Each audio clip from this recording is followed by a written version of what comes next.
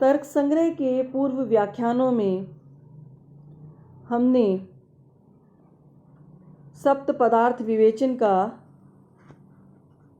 विस्तृत में अध्ययन किया और जाना कि 7 पदार्थ हैं और उन 7 पदार्थों के जो द्रव्य, गुण, कर्म, सामान्य, विशेष, समवाय और अभाव, उनके और कितने स्वरूप हैं, जैसे कि 9 द्रव्य हैं, 24 गुण हैं, 5 कर्म हैं। इस प्रकार से हमने विस्तृत विवेचन किया। अब हम बुद्धि का विस्तृत विवेचन करते हैं। यद्यपि बुद्धि 24 गुणों में से एक गुण है, किंतु ये जो बुद्धि है इसका विस्तृत विवेचन अन्नम भट्ट ने, जो तर्क संग्रहकार हैं, उन्होंने किया है और इसके अंतर्गत प्रत्यक्ष प्रमाण और अनुमान प्रमाण, उपमान प्रमाण, शब्द प्रमाण, इनका विवेचन किया है। तो हम आज सर्वप्रथम बुद्धि पर बात करेंगे।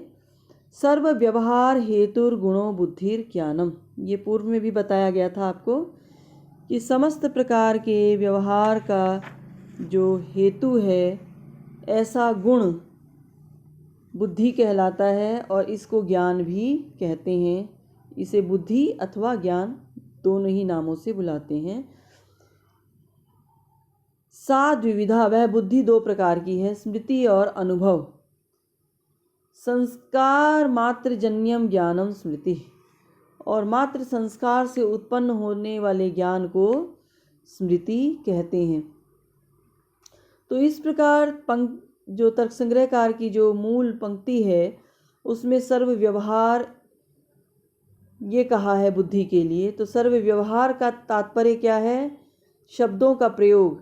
शब्द के प्रयोग के बिना ज्ञान असंभव है, अतः शब्द प्रयोग रूप व्यवहार का हेतु होना ही ज्ञान का लक्षण है। तो शब्द प्रयोग रूप व्यवहार का हेतु बुद्धि है, ये टीकाकारों का मत है।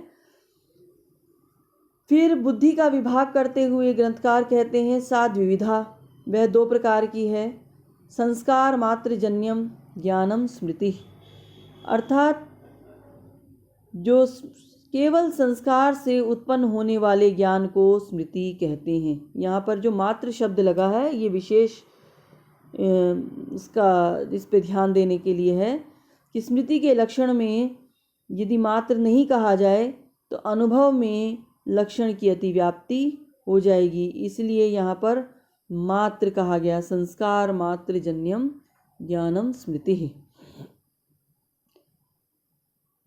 अब हम अनुभव पे बात करते हैं। तद भिन्नम ज्ञानम अनुभवः, उससे भिन्न, किससे? स्मृति से भिन्न जो ज्ञान है वह अनुभव है। ये दूसरी जो पंक्ति है इसमें देखिए, तद भिन्नम ज्ञानम अनुभवः, उससे भिन्न, स्मृति से भिन्न जो ज्ञान है वो अनुभव है।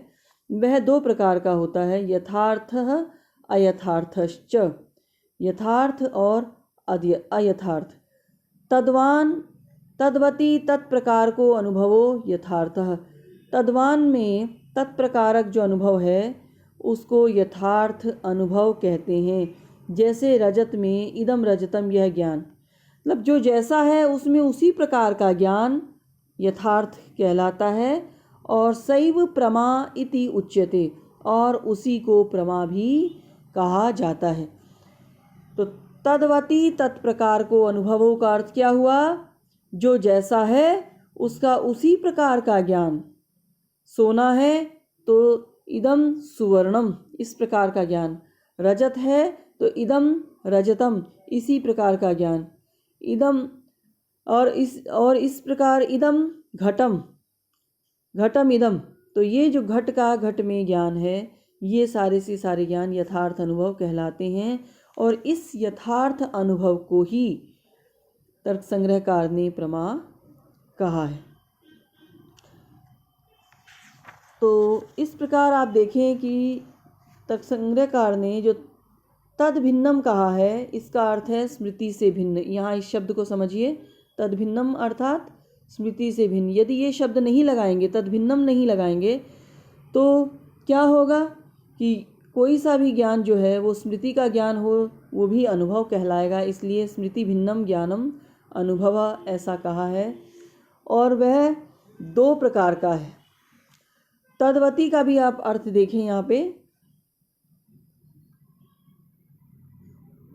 तद्वती अर्थात जो जैसा है, इदम रजतम, जैसा कि यहाँ पर कहा कि यह ज्ञान यथार्थ अनुभव है। रजत में रजत का ज्ञान, घट में घट का ज्ञान, वस्त्र में वस्त्र का ज्ञान, ये जितने भी ज्ञान हैं ये अनुभव हैं, यथार्थ अनुभव कहलाते हैं। स्पष्ट है अर्थ इसका। अब आप आगे देखिए, अयथार्थ अनुभव। अयथार्थ अनुभव ठीक इससे विपरीत, तदभाववती, तत्प्रकार को अनुभवो अयथार्थः, जिस वस्तु में जिस धर्म का अभाव हो, तदभाववती, तद्भाववती नहीं, तद अभाववती, जिस वस्तु में जिस धर्म का अभाव हो उसका तद्धर्म विशेषणक होने वाला जो अनुभव है वो अयथार्थ अनुभव कहलाता है।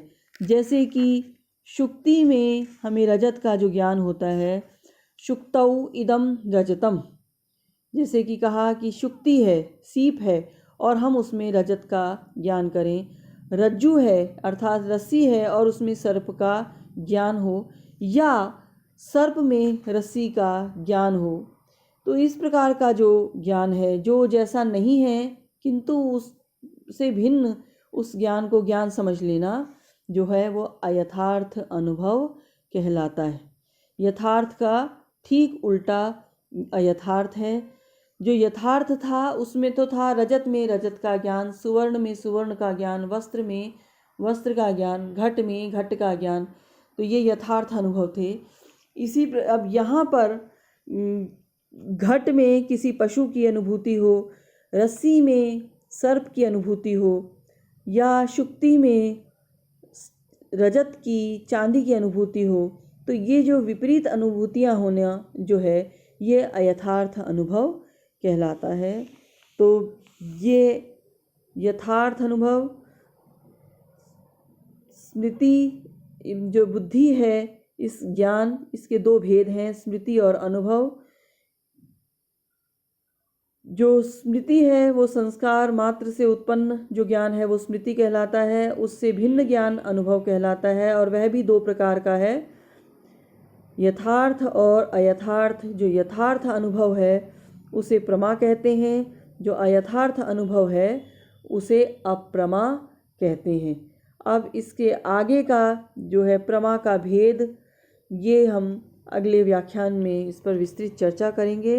तब तक आप इस बुद्धि के ये जो संबंधित जो 3 पंक्तियां हैं बुद्धि के विषय में, इनका विस्तृत अध्ययन कीजिए, और कोई समस्या हो, कोई प्रश्न हो, कोई जिज्ञासा हो तो निसंकोच पूछिए। धन्यवाद।